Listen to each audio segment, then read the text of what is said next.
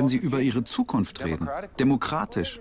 Ist es Mediation, Dialog? Dialog. Das ist der Anfang. Wird es irgendwann Mediation? Ich hoffe nicht. Mediation ist nur nötig, wenn es einen Konflikt gibt. Hoffentlich verhindern wir die Notwendigkeit einer Mediation. Mediation heißt, dass etwas schiefgelaufen ist, dass es keinen richtigen Dialog gibt. Aber dieser Dialog hier soll das verhindern. Es ist nicht so aufregend wie ein Krieg. Jeder mag einen guten Krieg fürs Fernsehen. Aber ein Dialog, der Konflikte verhindert, die Zukunft gestaltet, im Fernsehen, das zieht nicht. Aber genau das macht die meiste Arbeit und bringt den größten Erfolg. Und trotzdem die wenigste Anerkennung.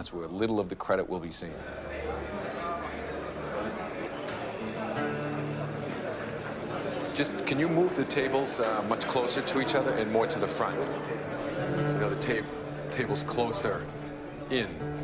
And you can move this one maybe like here, because I want it much more intimate.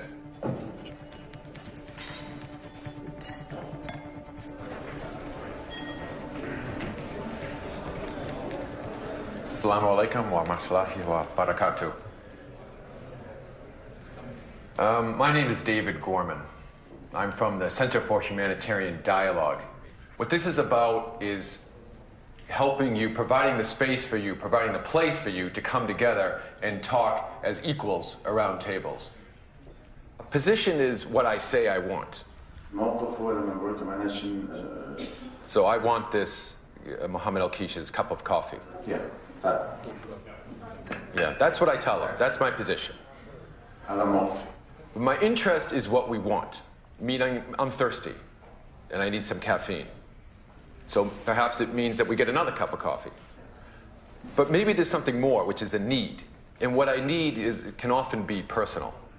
And maybe I need this cup of coffee because Keish had a cup of coffee, and I want a cup of coffee. Not because I'm thirsty, but just because he had one. So it's not about the coffee, it's about respect. Maybe you can think about that in your groups now, when you break up into your groups to discuss your 5 hopes and 5 fears.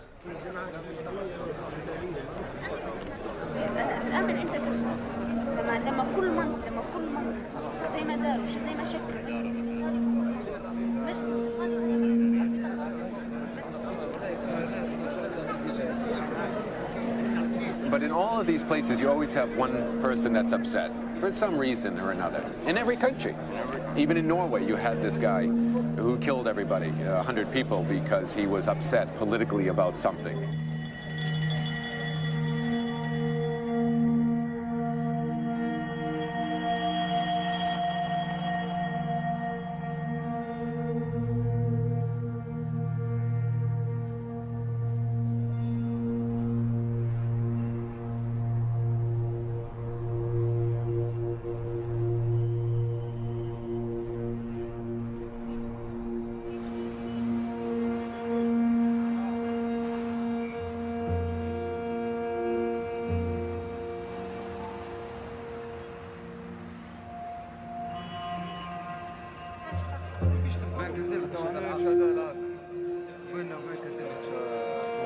And there's not a lot you can do about that. If you have good democracy and good institutions, but if you don't have that, then what happens is that this guy, even if he's crazy, he starts to get support because people feel that, well, this government is not responding to what I'm saying. So then this group becomes bigger, and then the civil society becomes smaller. And the reason I'm concerned about this is because you have a lot of guns. So if there are a lot of guns out there, and these guys have a serious grievance, then these people might go there, and then you've got another problem.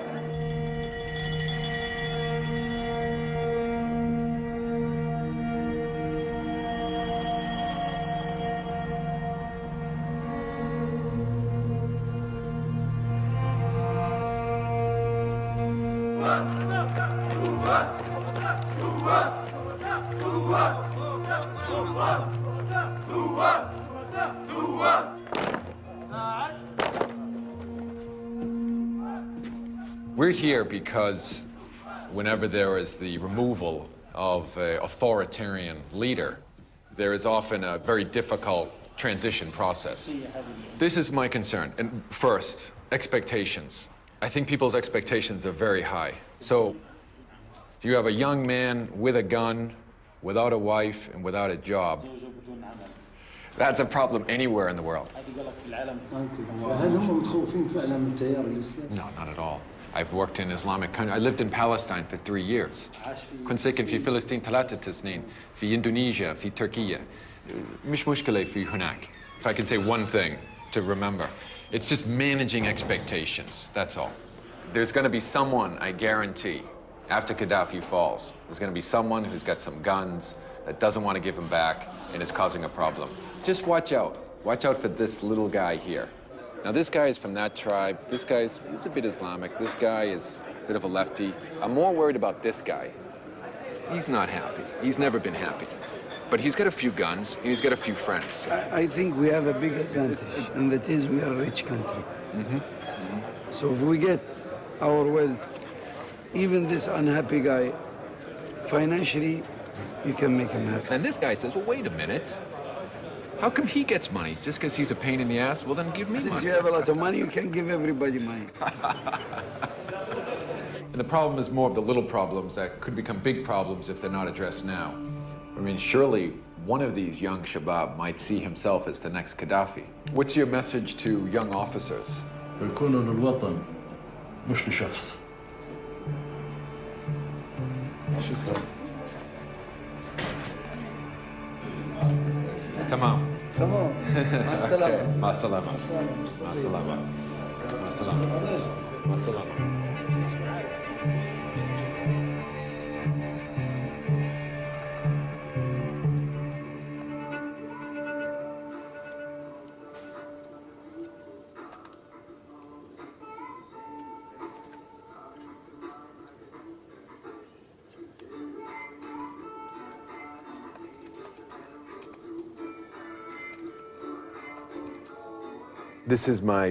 Ich schreibe ein Update über die Situation und über meine Arbeit für den Hauptsitz in Genf. Seit einigen Tagen ist alles in Bewegung. Die Situation verändert sich von Tag zu Tag und von Stunde zu Stunde. Nur weil sie einen dabei haben wollen, bedeutet das nicht, dass man da blind reingeht. Man muss äußerst sensibel dafür sein, wie man in seiner Rolle wahrgenommen wird.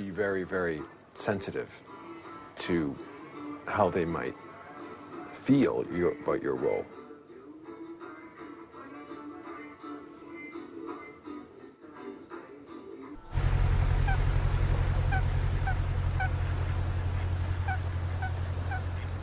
Das Genfer Institut finanziert sich über Fördergelder.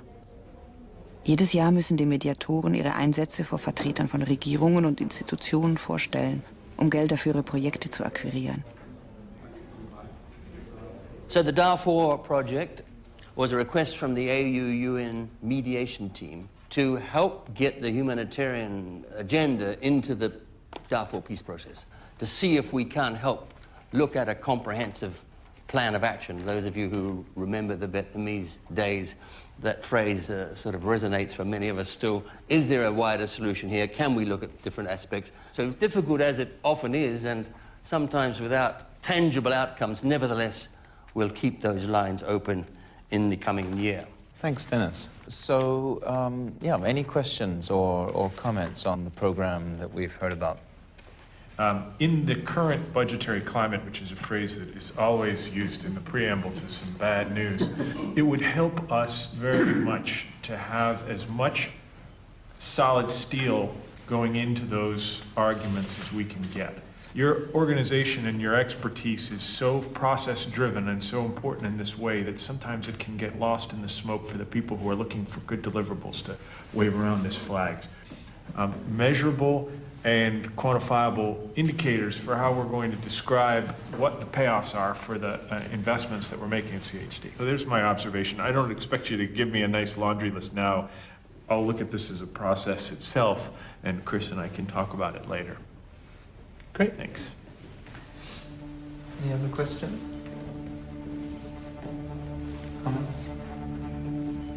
Okay, it's Dennis. Where are you? Okay. What is your plan? I wanted to know because I'm leaving tomorrow myself. When are you? All right. Bye. Bye. Auf dem Foto da sind die Roten Khmer beim Unterschreiben des Friedensabkommens 92 in Kambodscha. Das bin ich, wie ich dem Khmer Rouge-Anführer eine Menschenrechtskonvention zum Unterschreiben vorlege. Hat er? Er hat unterschrieben. Das sind verrückte Leute. Aber man sucht sich nicht aus, mit wem man es zu tun hat. Sie hatten Land und Waffen und wir wollten, dass sie unterschreiben. Da darf man nicht werten. Bei diesen Gesprächen muss man mit allen reden. Im Krieg gibt es niemanden ohne Schuld. It's never been an issue. Für mich war das nie ein Thema. Mit jemandem das Brot zu teilen, der Menschen umbringt und dass das moralisch verwerflich wäre. Man verbringt viel Zeit mit ihm. Ich habe mal in einem kleinen Hotel gewohnt, in Aceh in Indonesien, in einem kleinen Hotel. Später wurde es vom Tsunami zerstört, das Kuala Tripper Hotel. Und dort habe ich 3 Jahre lang fast permanent gelebt, im 3. Stock. Im 4. die Rebellen von der Bewegung Free Aceh und im 2. die Regierungsvertreter, die meisten Militärs. Und jeden Abend aßen wir zusammen. Nicht in einer Gruppe, aber alle in derselben Lounge des kleinen Hotels. Und oft genug spielten wir am Abend Badminton. Man baut einfach eine Beziehung zu ihnen auf. Man entwickelt Freundschaften. Manche eng, manche weniger eng.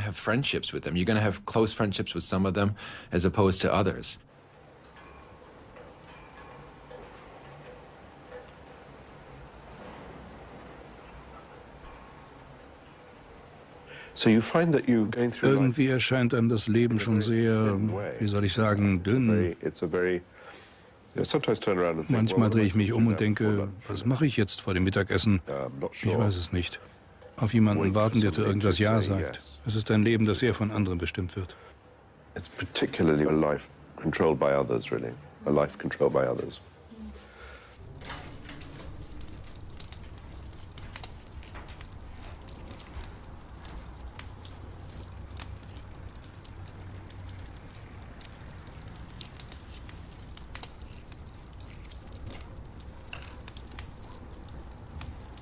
Es ist eine große Belastung für die Familie. Das ist ein Grund, warum ich heute alleine bin. Meistens kümmert sich die Mutter um die Kinder und die Schule und bemüht sich um Stabilität. Und jemand wie ich hetzt von einer Krise zur nächsten. Es ist schwer, vom Völkermord in Kambodscha zum morgendlichen Schulweg umzuschalten. Das ist ein riesiger Spagat.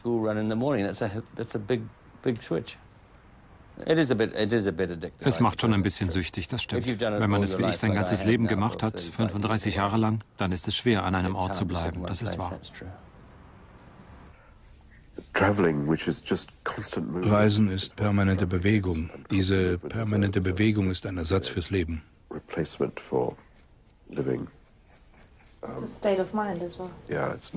Ich glaube, das ist nicht gut. Ruhelosigkeit ist ein Fluch.